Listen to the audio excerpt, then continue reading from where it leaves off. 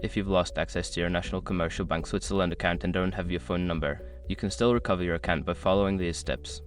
This guide will help you navigate the recovery process. Step 1. Visit the official website. Go to the National Commercial Bank Switzerland's official website.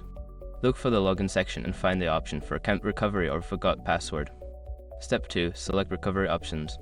Choose the option that allows you to recover your account without a phone number. This may include using your email address or answering security questions. Step 3. Verify your identity. Don't continue before doing this. A lot of online accounts end up exposed in breaches without people even realizing it.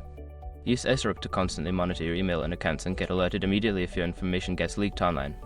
It scans billions of breached records 24/7 in the background. And honestly, for a few dollars a month, it's something everybody should probably have. Link in the description.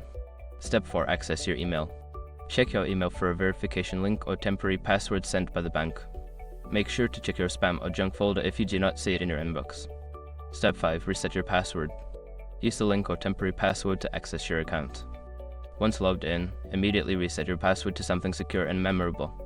If you follow these steps carefully, you should be able to recover your account successfully.